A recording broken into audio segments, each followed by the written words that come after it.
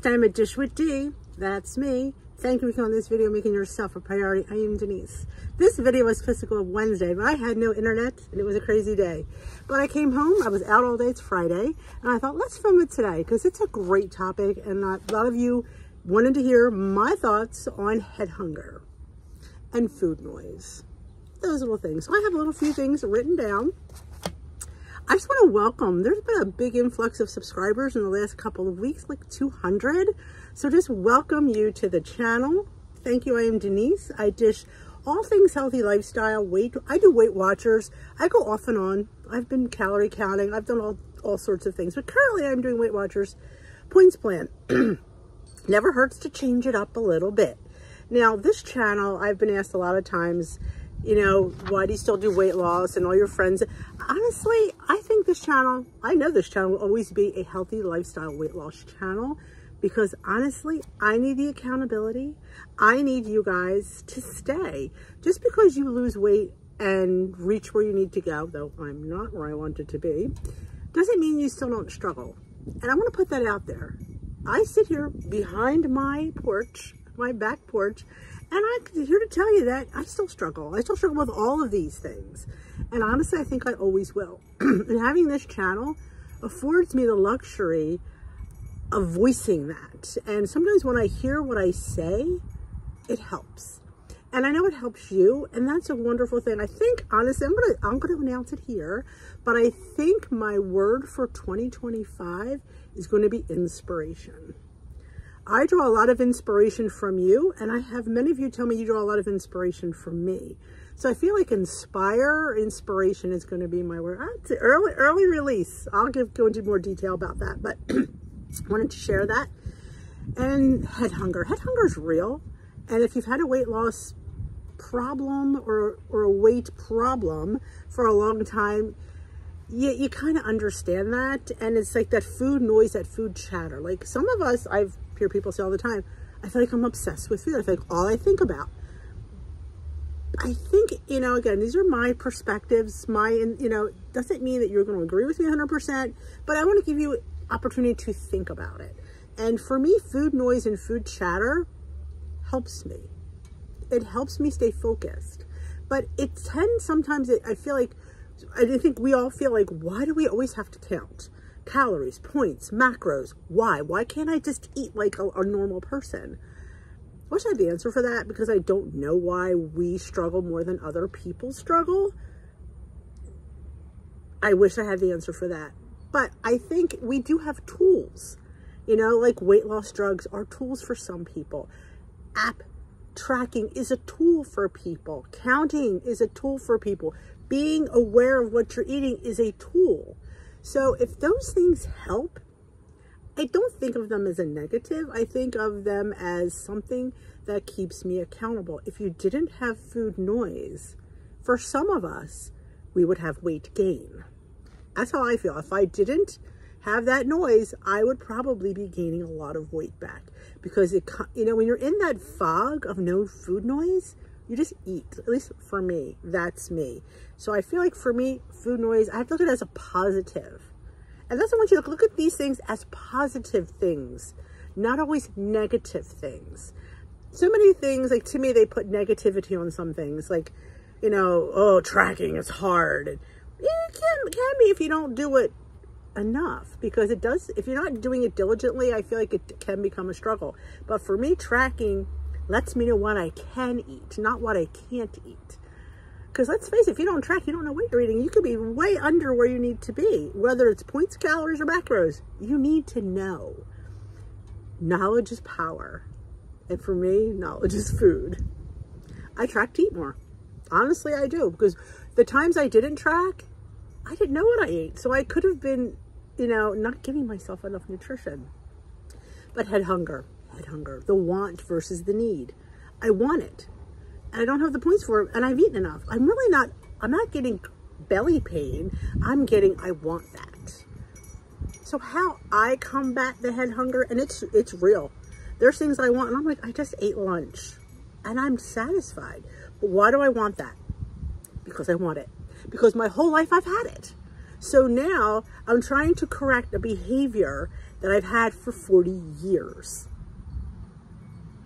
Well, actually more than, well, yeah, I'll say 40 because I was probably 10 when I started to gain weight. So yeah, there's a 40-year habit of taking what I wanted. Had it. So it's going to take me several years to ever get out of that wanting it. So what do I do to combat that? See, that's where it's not like you're ever going to get rid of it, but what can I do to treat it? It's like an illness. If you have a headache, you take aspirin, right? If you're, you know, so what do I do for that noise in my head? Well, I find out first. This is my game plan. What is it that I actually want? Is it cookies? Is it cake? Is it chips? Is it salt? Is it sweet? Is it a latte? And I find it because you know what it is. And then, okay, it's this. So how can I take this and fit it into my plan? How do you do that? Figure out what it is that you're going after. What is it that you want that you, obviously you're not having? There's another little light bulb. I want it because I'm not having it. I'm thinking it's off limits because I can't have that. Like, let's say Ferrero Rocher. That's one thing that brings to my mind. Should we be having Ferrero Rocher on our lifestyle and our healthy eating? Well, it's chocolate, it's sweet, it's sugar. No.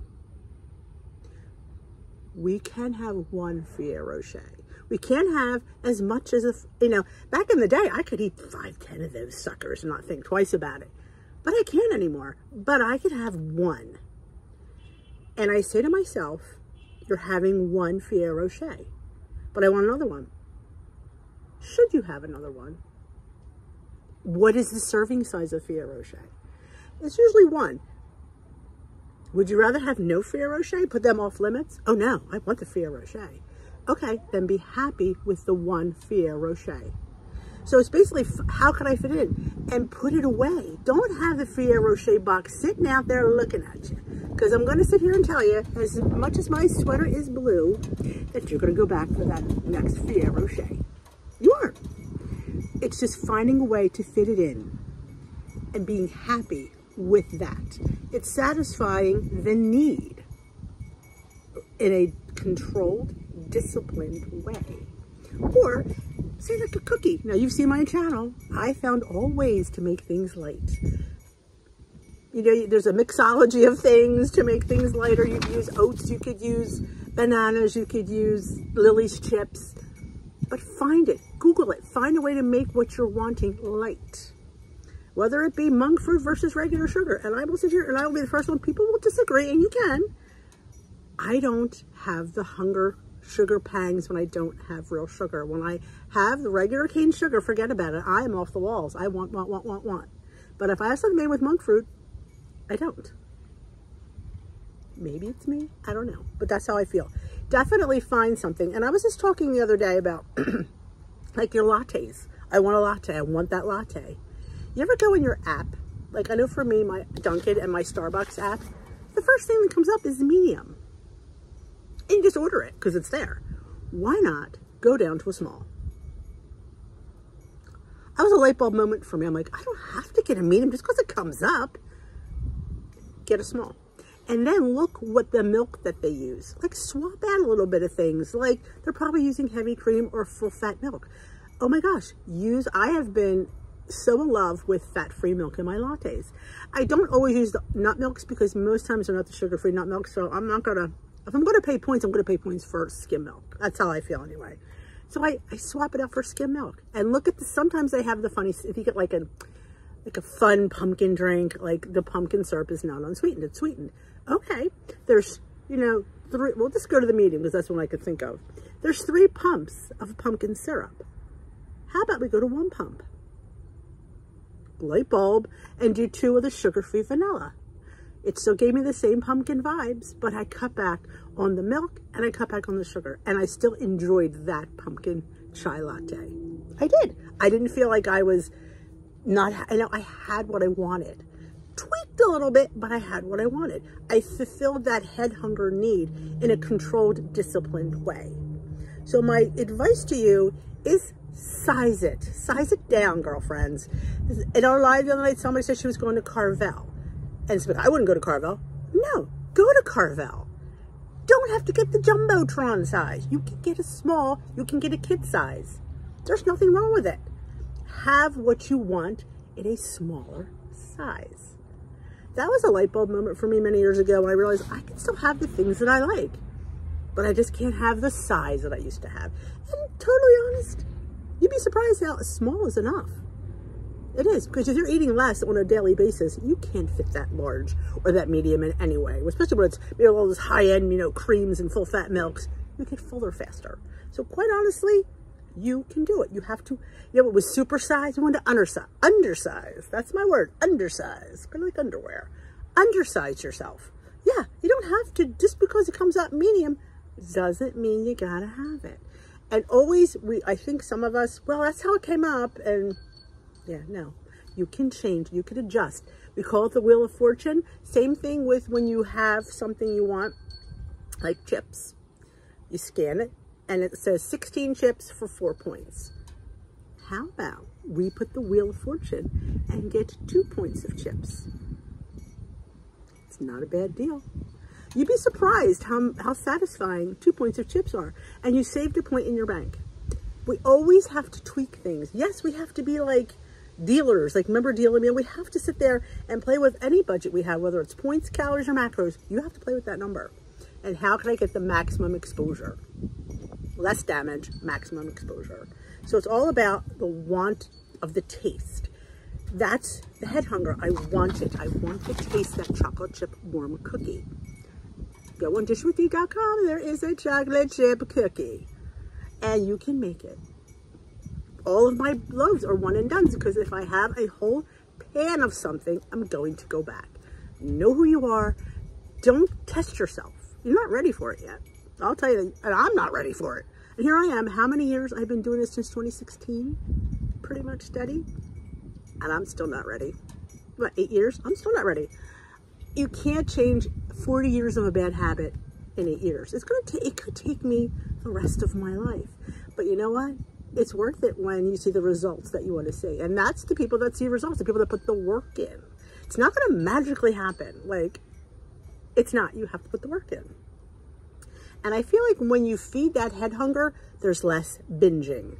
Binging happens when we say, I can't have that. And then, oh, we get weighed in. And it's like, okay, now's the day for me to get my box of Ferrero Rocher. I'm going to get the whole box because it's weigh-in day. And I don't have to work.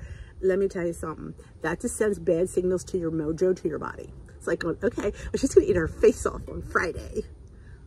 You know what? And that's a hard cycle to get out of. I was there.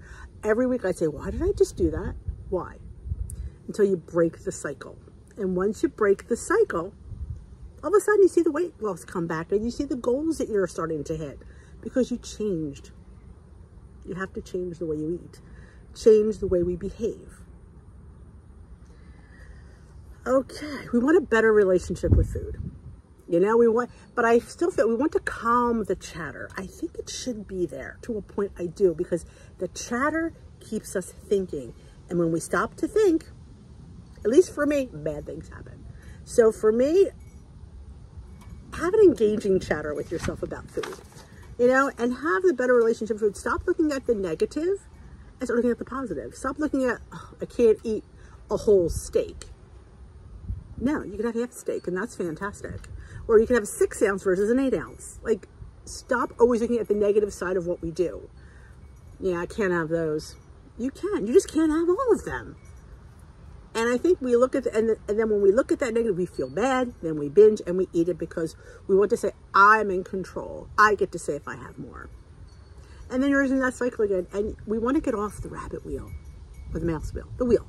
You know what I'm saying? The wheel of just messing with ourselves, messing with our own head. Because the most person who's messing with you is yourself. And we have to care enough to make the changes and to stick with them. You know, like I said, you could have the treat. You just can't have all of it. You know, and that's just, you know, that's how my metabolism is. It's just, you know what? I share desserts now. And I'm happy to have a few forkfuls. Would I rather have no forkfuls? So that's what I think to myself. Do you want 3 forkfuls or you want nothing? Because that's the choices that I have. And I have, you know, I tell people that I'm struggling, you know, that I'm with. I'm like, oh, I gotta get that bread basket, push. we've had many discussion. My friend Denise and Linda will attest to the fact that me and the tortilla chips at the Mexican restaurants when we go out, I can't have them near me. And I tell them that, and they're gracious enough to move them. Your friends, if they care enough about you, will help you, because it's a struggle. Food is good. Food is addictive. Salt, sugar, it is. And if you've had I feel like I have an eating disorder. Like I don't have control sometimes, and an overeating disorder. There is such a thing, and I know that now, and I recognize it, and I need to ask for help when I'm in a situation that I don't want to be in. Throw somebody a life preserver, and I hope that they help you, because my friends help me, my husband, my kids. I'll tell them, you need to take this, and they know, because they know that I struggle. And they see the struggle is real. Some people don't get it unless they have a weight problem. They just don't. They look at you like you have 8 heads, like, oh God, just get off the table, just move away. And it's not that easy. If it was that easy, I wouldn't be sitting here having these discussions, because you wouldn't need me. But it is. So that is our little chat. I hope you find some inspiration and some tips from this. Like I said, we could talk more about this, and we'll do more of these one-on-ones as the holidays get closer, because that's a whole other game. And it's, it's the temptations and stuff. That's all the video, but we will save that for another time. So that is it for me today. If you enjoy this video and these types of videos, let me know a big old thumbs up, comment below. And if you're not, hit that subscribe button. And you struggle like me, let me know. And hit that subscribe button. Join our community here on YouTube, Dish with D, where we fight every day to keep our weight off. It's, but I'd rather fight than have all the weight back. So it's worth every ounce of struggle some days. It really is. Nothing good ever comes from anything that's easy, right? When you feel it more when you work hard for it and you appreciate it. So I appreciate every one of you. So I thank you so much for being here and sitting through this video, and I will dish with you another day. Thank you so much for watching, and ta-ta for now, my lovelies.